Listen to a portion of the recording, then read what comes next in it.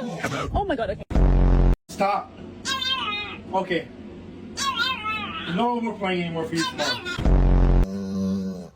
Kayda.